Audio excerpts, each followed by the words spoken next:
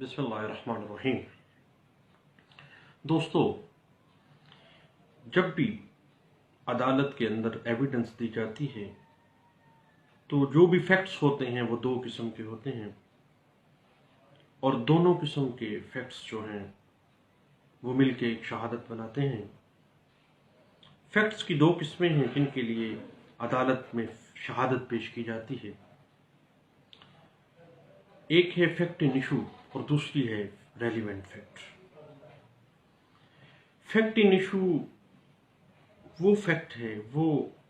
वाकया है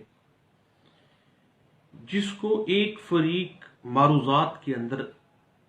आलज करता है, दूसरे फरीक के ऊपर क्लेम डालता है या दूसरे फरीक के ऊपर इल्जाम लगाता है, और दूसरा फरीक जो है, मुखालिफ फरीक जो है, वो इनकार कर देता है। ये है फैक्ट इन इशू। फौजदारी मुकदमे के अंदर फर्द जुर्म या इल्जाम जो है वो इस्तगासा बयान करता है, जबकि मुल्ज़िम उज़र पेश करता है, प्लीज लेता है, प्ली ऑफ एलिबाय लेता है, प्ली ऑफ सेल्फ डिफेंस ले लेता है। उसके बाद रेलिवेंट फैक्ट क्या है? रेलिवेंट फैक्ट ऐसे फैक्ट्स हैं जो कानून की नज़र में किसी वाकया के होने या ना होने की तरफ कियास पैदा करते हैं। मसलन अशरफ पर अकबर को कत्ल करने की नीयत से लाठी मारकर मार डालने का सिलसिले में एक मुकदमा चलाया जा रहा है। अब मुकदमे के दौरान अशरफ के ऊपर जो फैक्ट इन इशू रेज हो रहे हैं वो ये है, अशरफ का अकबर को लाठी मारना। दूसरी बात, अशरफ का लाठी मारकर अकबर को कत्ल कर देना, ये दूसरा फैक्ट इन इशू है। तीसरा फैक्ट इन इशू इस वकूवे में यह बनता है कि अशरफ की नीयत अकबर को कत्ल करने की थी या नहीं।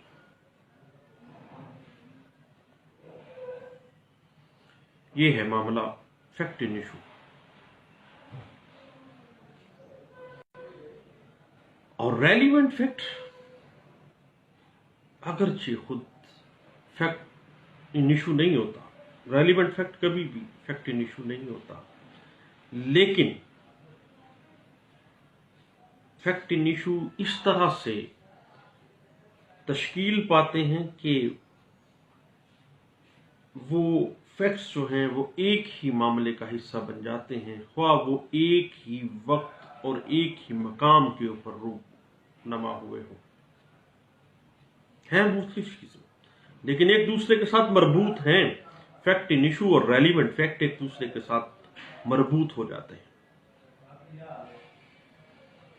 वाह, वो फैक्ट्स मुख्तलिफ जगहों के ऊपर भी हुए हो, फैक्ट इन इशू और रेलिवेंट फैक्ट आपस में मिल जाते हैं, मरबूत हो जाते हैं। अब उस मिसाल में जो हम अशरफ और अकबर की दे रहे हैं, अशरफ पर अकबर को लाठी मारकर कत्ल करने का इल्जाम है। जो कुछ अशरफ और अकबर या उन लोगों के सामने जो उधर खड़े थे, जो मौका पर मौजूद थे, जिन लोगों ने लाठी मारते हुए अशरफ को देखा,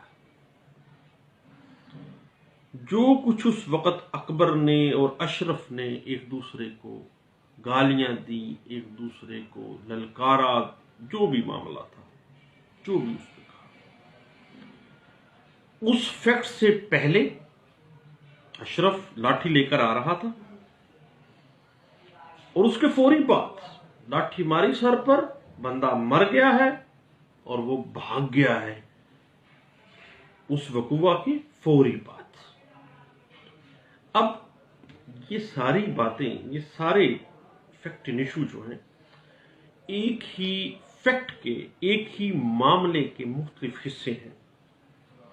ये तमाम फैक्ट इन इशू जो हैं ये मिलकर रेलिवेंट फैक्ट बन जाते हैं। اسی طرح سیول مقدمات کے اندر ہم یہ دیکھتے ہیں، فرض کر لیتے ہیں ایک آدمی نعمان نام کا شخص ہے، وہ عثمان کے خلاف 1,00,000 روپے کا ریکوری سوٹ فائل کرتا ہے۔ اب نعمان نے عثمان کے خلاف 1,00,000 روپے کی ریکوری کا سوٹ فائل کیا ہے۔ اگر عثمان 1,00,000 روپے کے لون کو ایڈمٹ کر لیتا ہے، دین کوئی فیکٹ ایشو ریز ہی نہیں ہوا، اس نے کہا، اس نے مان لیا۔ اگر نعمان ریکوری سوٹ فائل کرتا ہے 1,00,000 روپے کے ادھار کی ریکوری کے لیے اور عثمان نگیٹ کر جاتا ہے، وہ کہتا ہے میں نے اس سے ادھار لیا ہی نہیں ہے، دین یہ فیکٹ ایشو آ گیا۔ اس لیے کسی بھی فیکٹ کو ثابت کرنے کے لیے اب اس ٹرانزیکشن میں جب مان گیا ہے وہ کہ میں نے ادھار لیا تھا، میں نے اس کے 1,00,000 روپیہ دینا ہے، تو اس واقعہ کو ثابت کرنے کے لیے کوئی شہادت پیش نہیں کرنی پڑے گی، کیونکہ admitted facts can not be proved, وہ ایڈمیٹڈ ہے۔ لیکن اگر عثمان 1,00,000 روپیہ ادھار لینے کے واقعہ سے مکمل طور پر انکاری ہو جاتا ہے تو نعمان کو کیا کرنا پڑے گا؟ 1,00,000 روپے کا جو ادھار کو ثابت کرنے کے لیے شہادتیں پیش کرنی پڑیں گی۔ پھر فیکٹ اینڈ ایشو ریز ہو گیا کہ نعمان کہتا ہے کہ میں نے 1,00,000 روپے ادھار دیا ہے اور عثمان کہتا ہے میں نے تو لیا نہیں۔ اب نعمان اس ادھار کو ثابت کرنے کے لیے شہادت لے کے آئے گا۔ اب اس ٹرانزیکشن کے اندر، اس فیکٹ کے اندر، فیکٹ ان ایشو جو ہے غیر طے شدہ ہے، اس لیے صرف شہادت یہی واقعات کی سچائی کو ثابت کر سکتی ہے۔ کوئی واقعہ جس کو عدالت میں ثابت کرنے کے لیے شہادت کی ضرورت ہوتی ہے، اس کو ثابت کرنا پڑتا ہے، ایسے واقعے کو، ایسے فیکٹ کو فیکٹ ان ایشو کہا جاتا ہے۔ لیکن دوسری صورت میں آتے ہیں، اگر عثمان 1,00,000 روپے کا نعمان کا جو ادھار ہے جس کے بابت وہ ریکوری سوٹ میں آیا ہے، وہ اس کو مان لیتا ہے، لیکن وہ کہتا ہے کہ 1,00,000 روپے کا لون تو میں نے لیا تھا لیکن میں نے واپس کر دیا، دین بھی ایک فیکٹ ان ایشو ریز ہو گیا ہے کہ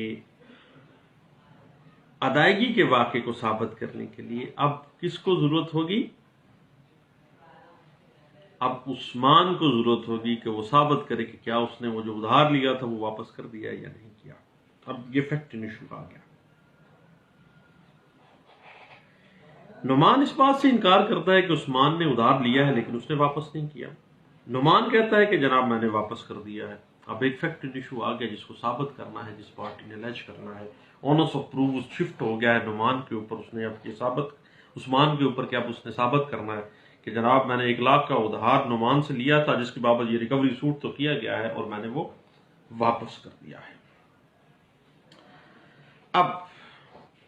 شہادت میں نعمان کے انکار کو اس کے جاری شدہ چیک کے ذریعے ثابت کیا جا سکتا ہے کہ بھئی عثمان کو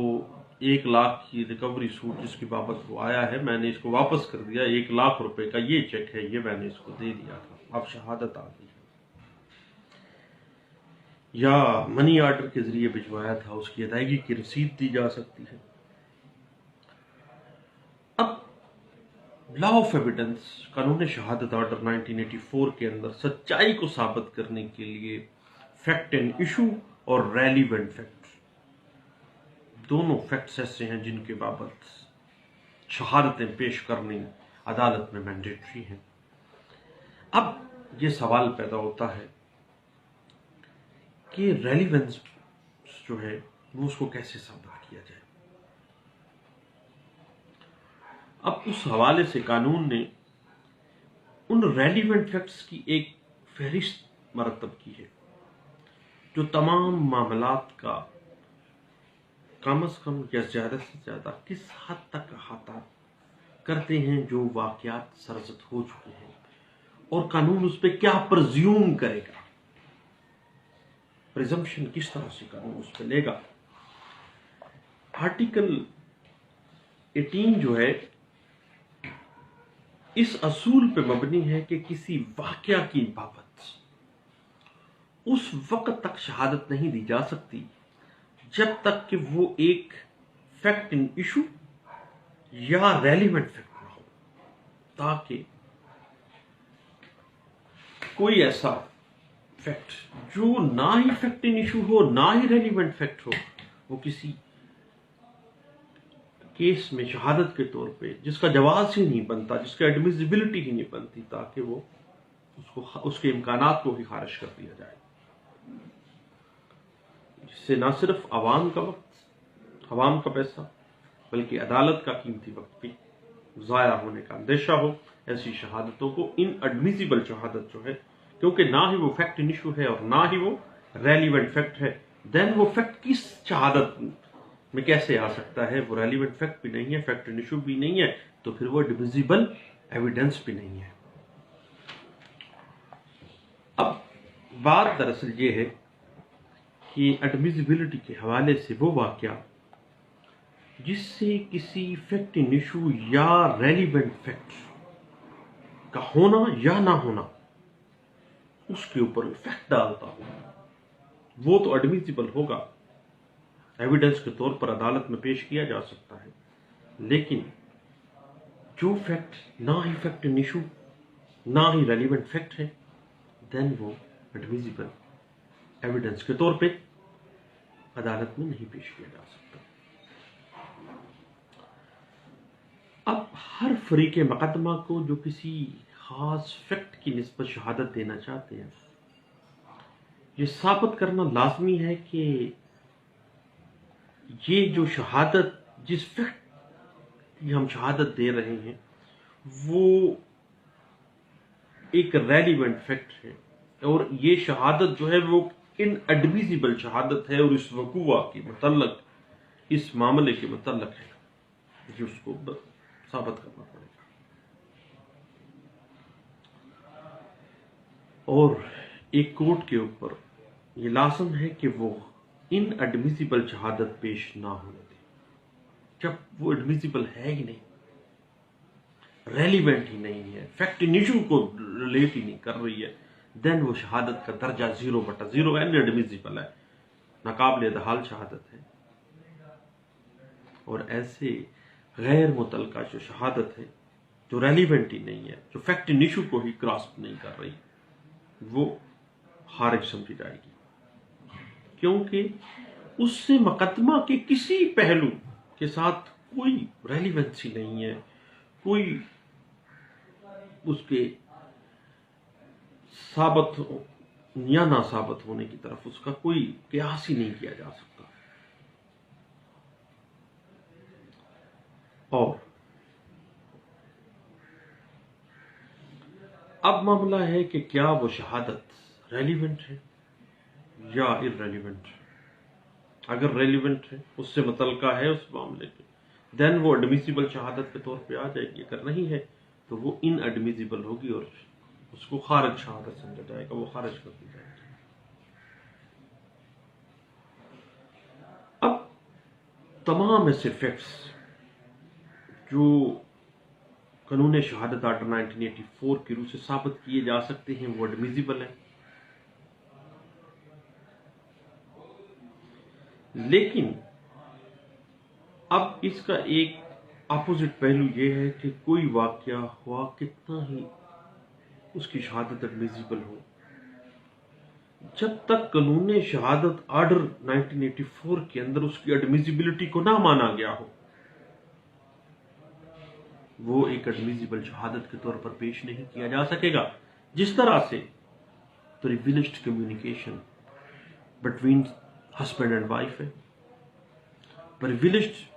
کمیونیکیشن بٹوین ایک ایڈوکیٹ اور ایک کلائنٹ کے درمیان ہے، یہ تمام پریویلیجڈ جو ایویڈنس، جو کمیونیکیشن ہے، اس کی شہادت دی نہیں جا سکتی اور اس کو ان ایڈمیزیبل قرار دیتا ہے قانون شہادت آرڈر 1984۔ بنیادی طور پر آرٹیکل 18 جو ہے وہ عدالتوں کا شہادت کا جو دائرہ کار ہے ان کو پبلک انٹرسٹ کے لیے لمیٹائز کر رہا ہے، تاکہ نہ عوام کو نقصان ہو، نہ عوام کا وقت ضائع ہو، نہ عدالتوں کا وقت ضائع ہو۔ اگر وہ کسی وقوع کی ہونے یا نہ ہونے سے متعلقہ ہے دین وہ شہادت میں آ جائے، اور وہ دیکھا جائے گا کہ کیا قانون شہادت آرڈر 1984 کے تحت وہ ایڈمیزیبل شہادت کے طور پہ لیا جا سکتا ہے یا نہیں لیا جا سکتا، یا ان کو پرویلیج حاصل ہے۔ اگر پرویلیج کمیونیکیشن میں ہے تو پرویلیج کمیونیکیشن کی صورت میں اس کو کسی قسم کی کوئی ایڈمیزیبلٹی کا درجہ حاصل نہیں ہے۔ اب جو ہی کوئی گواہ ان ایڈمیزیبل شہادت دینی شروع کرے تو عدالت کو چاہیے کہ وہ فوری طور پر اس گواہ کو منع کرے کہ یہ آپ کیا کر رہے ہیں، یہ ان ایڈمیزیبل ایویڈنس آپ دے رہے ہیں، اس کا اس کیس کے ساتھ کوئی تعلق نہیں ہے۔ جب کوئی ان ایڈمیزیبل یا غیر متعلقہ دستاویز عدالت کے روبرو پیش کی جائے تو اس کو مخالف فریق کو چاہیے کہ وہ فوری طور پر اس پر اعتراض کرے، کیونکہ اگر اعتراض بر وقت نہ کیا جائے گا تو بعد میں ایسا اعتراض تو نہیں اٹھایا جا سکے گا۔ اور ایک کورٹ کو بھی چاہیے، عدالت کو چاہیے کہ شہادت کے مؤثر ہونے، ایڈمیزیبل ہونے کا جو اعتراض ہے اس کا فیصلہ اسی وقت کرے فوری طور پر کہ کیا یہ اعتراض درست ہے یا اعتراض غلط ہے۔ اس کے لیے ڈیٹ نہیں ڈالے گی، اس کے لیے ایڈجرنمنٹ نہیں ہوگی۔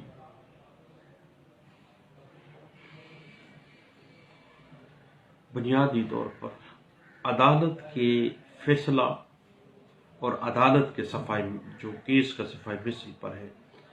اس کے اوپر صرف وہی شہادت آنی چاہیے جو کہ قانون شہادت آرڈر 1984 کے تحت ایک اس کیس سے ریلیونٹ ہے اور دوسرا ان ایڈمیزیبل ہے۔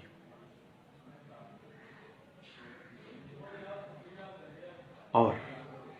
فوجداری مقدموں کے اندر غیر مؤثر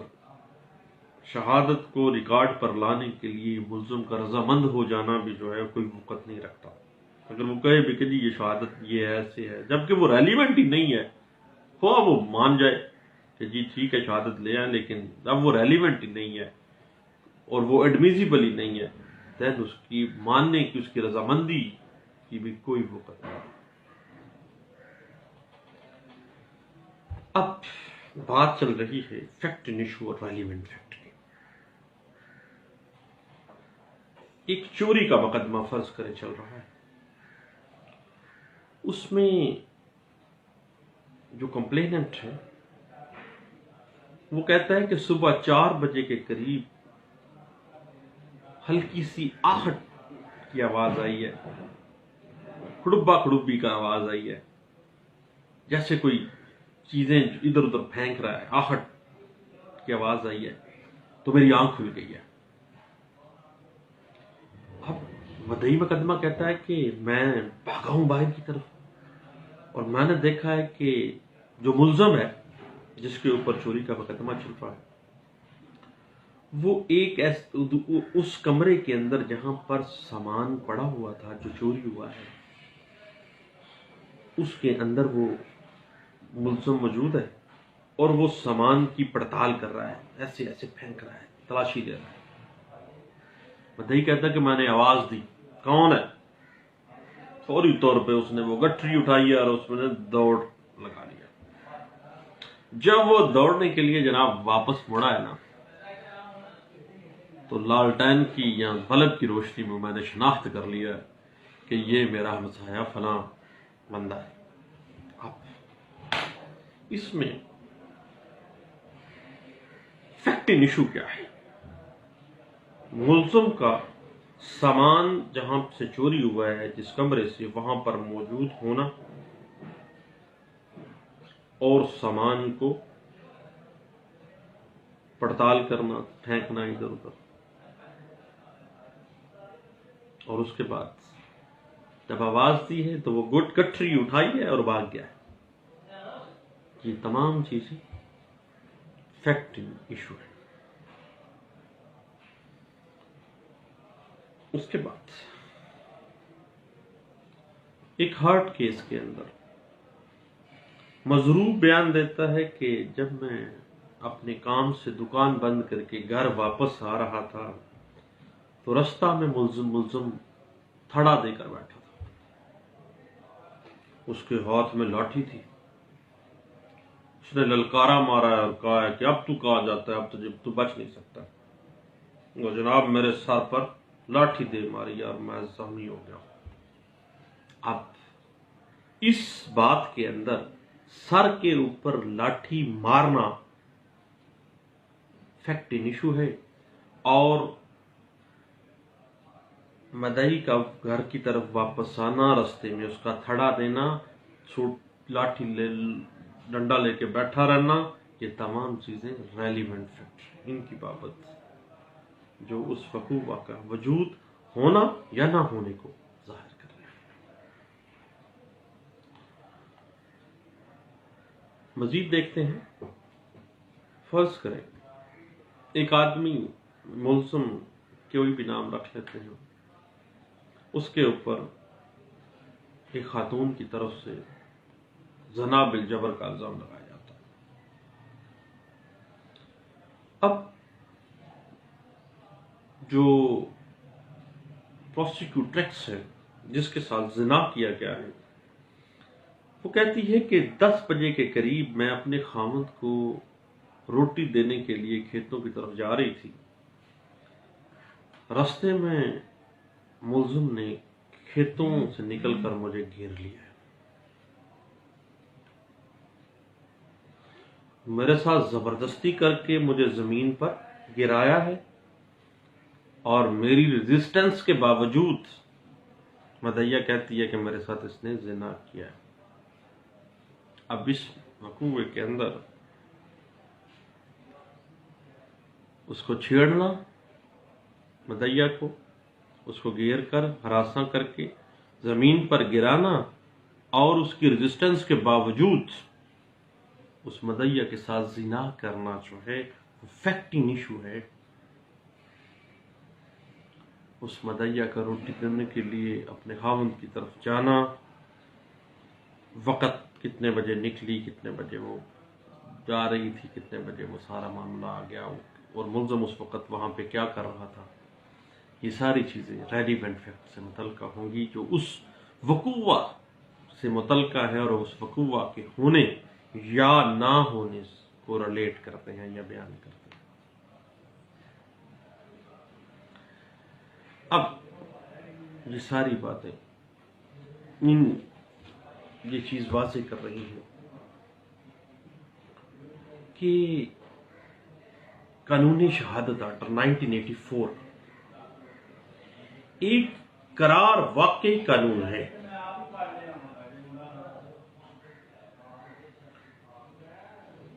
اور قانون شہادت آرڈر 1984 جو ہے وہ کسی زبانی شہادت یا تحریری شہادت کی قانونی حیثیت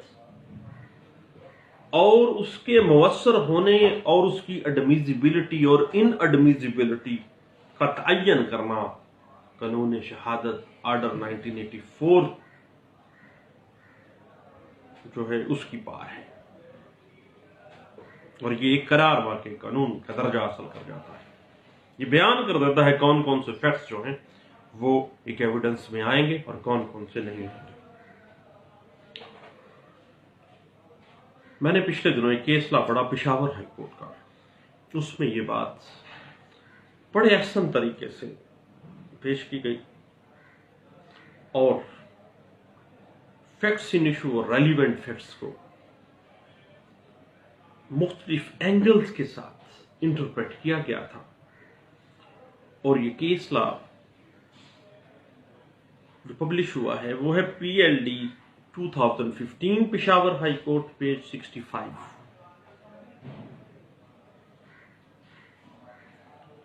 اب یاد رکھیے گا، جو ایڈمیٹڈ فیکٹ ہے، جو فیکٹ ان ایشو بنا ہی نہیں ہے، ایک نے الج کیا دوسرے نے مان لیا، وہ فیکٹ ان ایشو بنا ہی نہیں ہے، اس کو ثابت کرنے کی ضرورت ہی نہیں ہے۔ اس کے اوپر سپریم کورٹ آف پاکستان کا ایک فیصلہ ہے سکے بند، جس میں یہ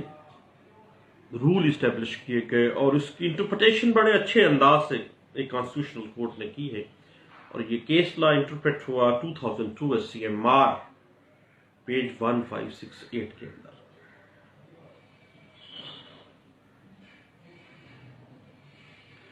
اب جب بھی شہادت میں گواہان موجود ہوتے ہیں، شہادت دینے آ گئے ہم، اب ان کی شہادتوں کے اندر اگر ڈسکریپنسیز آ گئی ہیں، کوئی معمولی تضاد آ جاتا ہے، تو اس کا مطلب یہ نہیں ہے کہ انہوں نے جھوٹ بولا ہے یا درست حقائق بیان نہیں کیے ہیں، کیونکہ جتنے عرصے میں وہ وقوع سرزد ہوا ہے، اس کی ایویڈنس ہوتے ہوتے کتنا عرصہ گزر گیا، اور انسان فطرتاً بھول جانے والا پیدا ہوا ہے۔ ہلکی پھلکا تضاد جو ہے وہ آ جاتا ہے، اور اس کو قانون ایک سیٹلڈ پرنسپل کے طور پر سامنے یہ بات کو لے آتا ہے کہ اس کو اگنور کرنا چاہیے، معمولی نقص، معمولی فرق، کوئی فرق معنی نہیں رکھتا ہے۔ اور سپریم کورٹ آف پاکستان نے اس بات کو ایک سیٹلڈ پرنسپل کے طور پہ انٹرپریٹ کیا تھا 1990 SCMR پیج 1272 کے اندر۔ اب بات دراصل یہ ہے میرے دوستوں کہ جب بھی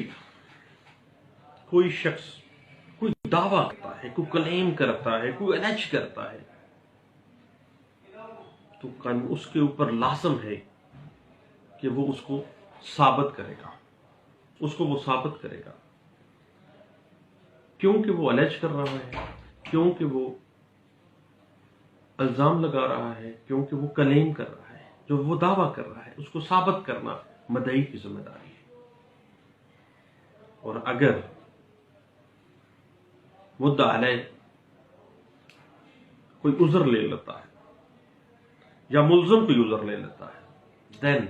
burden of proof, onus of proof جو ہے that will be shifted to. اور یہ بات بڑے احسن طریقے سے کیس لا میں انٹرپریٹ ہوئی۔ پشاور ہائی کورٹ کا فیصلہ ہے اور رپورٹ ہوا PLD 1990 Peshawar high court page 95 کے اندر۔ یہ چند باتیں تھیں جو ایک ایویڈنس میں آنے والے فیکٹس جو کہ مؤثر ہوں کسی کیس میں، یا ان کی ایڈمیزیبلٹی یا ان ایڈمیزیبلٹی کو ڈیفائن کرتے ہیں۔ اس حوالے سے چند باتیں تھیں، میں نے کہا اپنے دوستوں سے ضرور شیئر کرنی چاہیے۔ آپ کا شکریہ، تھینک یو، اللہ